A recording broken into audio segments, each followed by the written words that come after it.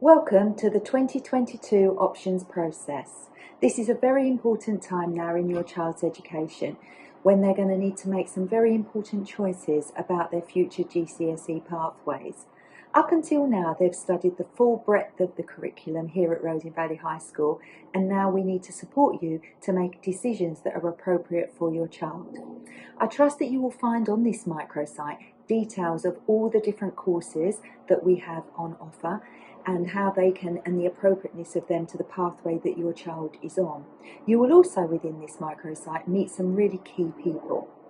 Can I please point out that I hope that you will be able to gain lots and lots of really valuable information to help you make those decisions with your child. But can I reassure you that we will be on hand to help right the way through this process, and even after you've been through everything on this microsite, if you're still unclear, then please contact us at the school where we will offer our full support.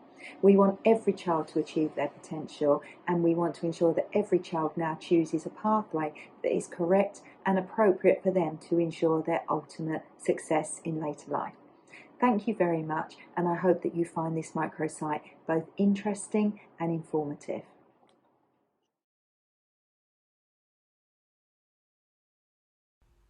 Hello and welcome to the options process for 2022. For those who don't know me, my name is Mr. Mammon and I'm the Senior Deputy Head Teacher here at Roding Valley, and my responsibility is the curriculum and progress of all students.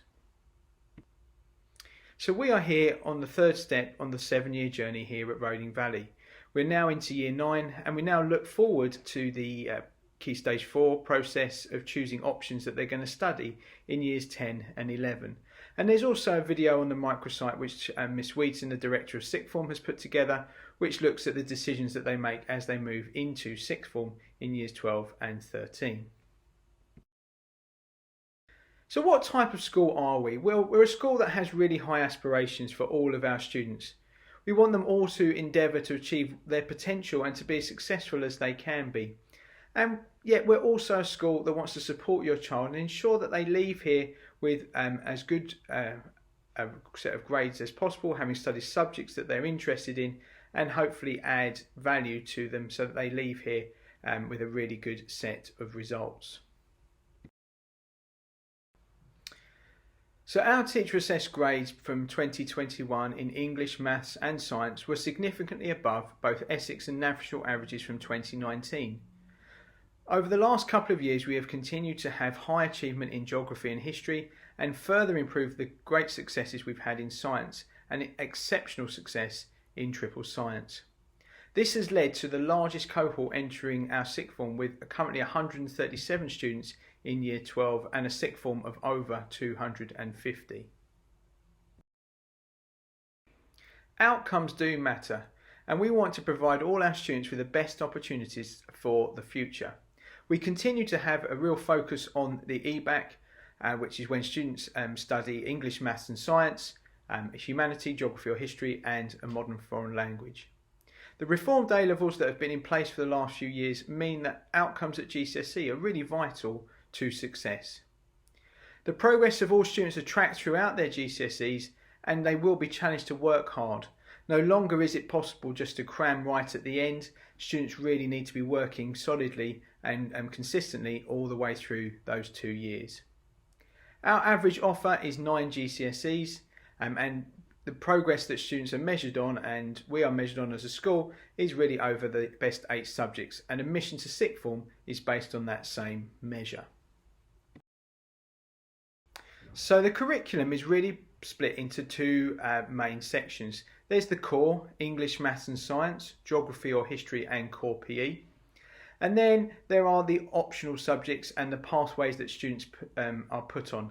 And these include the ability or the opportunity to study triple science, studying the EBAC as I've already mentioned, which includes a modern language, pathways that don't include a language being compulsory, and then also a pathway that has reduced options that gives support to individuals. And I'm going to talk a little bit more about those different pathways now.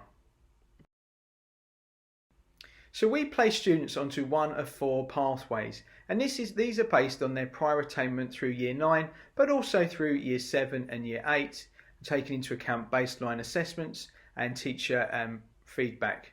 Before we put students onto a pathway, we have discussions with the curriculum leads of science, of humanities and languages, and as well as Miss Edwards, the year progress leader.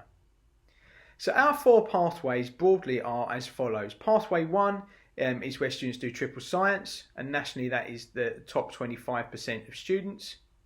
We then have Pathway 2, which includes combined science, and then there's the traditional EBAC route through education, the idea of studying a language and history or geography. And then we have Pathway 3, where a language is no longer compulsory, but the opportunity to achieve the EBAC is still there, and we recognise that students have different learning styles. And then Pathway 4 is reduced number of options a little bit, students to have an increased opportunity to do more in English and Maths and hopefully be as successful in them as they can be. So a little bit more, there are 4 slots. And so on each pathway, each slot has to be filled. So for Pathway 1, slot 1 is triple science, slot 2 would be history or geography, slot 3 the modern language, French or Spanish, and then students would have 1 free choice. On Pathway 2, slot 1 would be history or geography, slot 2 French or Spanish, and then students would have 2 free choices. Pathway 3, similar to Pathway 2, history or geography is in slot 1, and then there are 3 free choices.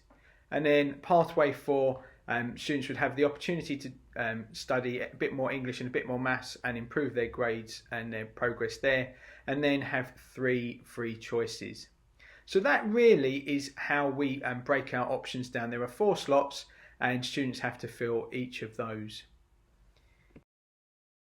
Now, some of the questions I'm often asked are, can I change pathways? Well, like I said, we have put you on these pathways based on the information that we have taken both from prior attainment and from subject teachers. So we believe it is the right pathway for you. However, if you have any questions about that, please do contact me and we can discuss that further. Do I have to do a modern language? Well, this kind of follows on from the first question. We believe that it's the right option for you if you're on a pathway that includes doing a modern language. Evidence shows that actually students who do a modern language are more likely to be successful at securing certain university places because they have got something else to offer, but also it's shown that they will have to earn more money over time because they can offer a second language. Do I have to put reserved choices? Well, the thing about the whole process is we need to see what subject students want to do. And if there are only 2 or 3 students who wanted to do a particular subject, then we probably wouldn't run it. And so then we'd need to turn our attention to your reserve choices. Now your reserves are numbered and you will put them in order. But if we ever need to use a reserve choice, we'll come and talk to you first before making a decision. Will I get my first choice? Well, in the options form, which is a Google form which is on this microsite, you have to put your subjects in order. We will always aim to give you your first choice, so long as it's the subject that is able to run because of numbers, and also so long as there aren't any reasons why it's not a suitable subject for you. For example, you've put down to do French, but you've never done French before, and so we would need to have a bit more discussion about that. Is it first come, first serve? No, it's not. Whether you submit your option form as soon as you've been through this microsite or whether you do it on the deadline of the 4th of March, they will all be processed together. I'm not sure about a certain course. Who do I see? Well, that's the benefit of this microsite. There is videos and information about all our courses, so you'll be able to find out more about each course, speak to your class teachers if appropriate, or there's email links on the microsite for you to follow and then ask whatever questions you have. What happens if my form is late? Well, firstly, please try not to submit it late, but if for whatever reason you do, it will still be processed, but obviously it will be done towards the end, and therefore if a course is oversubscribed, you may not get your first choice at that time. What if I change my mind? Well, I'd encourage you not to. Please spend time discussing this and thinking about it. We're going to spend a lot of time in school talking about your options process, and so it's really important that you really consider the subjects that you are putting down, and also your reserve subjects. Don't just put them down because your friend is, put them down because you actually want to do them. Finally, when do I hear? Well, if you hear nothing, you can be rest assured that you've got the subjects that you put down. But generally speaking, we will get something returned to you as soon as possible, all being well before Easter, with the subjects that you have been offered.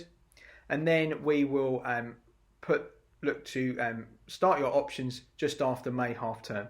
If there are problems with the subjects you've chosen or anything's not quite right, you will hear from me or from one of the team, and we will come and discuss it with you, or and speak to you on the phone and make sure that the choices we've made and you've made are right. So, what are the key dates? First of all, this week we have had assembly with Year 9, and we've talked them through this whole process, so they would have heard this already. You've got the evening or options evening with this recording and the microsite. And then over the next couple of weeks and after half term, we're going to have an options focus in school with students, and they will have taster lessons in subjects that they haven't studied before, but also in subjects they've already been learning, and the subject teachers will give them a little bit more of an idea of what the course is like as it goes into year 10 and 11 into GCSE. And we'll also be doing some work with them during period 1 in the mornings, looking at the videos and supporting students to ensure that they are clear about the decisions that they're making, because it does affect their future. The deadline for options is the 4th of March. Again, the options forms are going to be submitted online, and so you can do that at any time you like up until the end of the 4th of March. And like I said, students will be placed into their option classes after May half term. If you have any questions or want to ask anyone for help, this is the team who are working on the options. Obviously there's myself, I'm the lead for the options process, and then I've got Mr. Vermark, one of the assistant head teachers who's part of the progress team. Likewise Mr. Naidu, a member of the progress team. Then there's Miss Edwards, the progress leader, and Mrs. Mason, who is the careers development manager, who would be able to give lots of advice and guidance around potential career paths and going forward. If you've got general concerns, please contact the academic mentor, and I will share with you their email addresses on the next slide, and they're also available on the microsite. And then if you've got subject concerns, please do contact the subject teacher. I know you would have discussed some of the subjects at Parents' Evening, which was a few weeks ago now, but if you have any more questions or concerns, please do contact them. So as I said, if you do wish to contact any of those people, these are their email addresses and contact details. This document is also on the microsite, so you can find that on the homepage and get hold of the email addresses for the academic mentors as well as the team that are leading on the options process. Similarly, I've put together a frequently asked questions document. This document can also be found on the microsite, and it answers some of the questions in written form that I answered earlier on a previous slide, but also has a few other questions that you may have about the options process and also some of the subjects that we have to offer. So that brings us to the end of this presentation. I hope that you have got all the information that you need about the options process. If you do have any questions, please do contact me or a member of the team, and we'll be happy to answer those questions for you.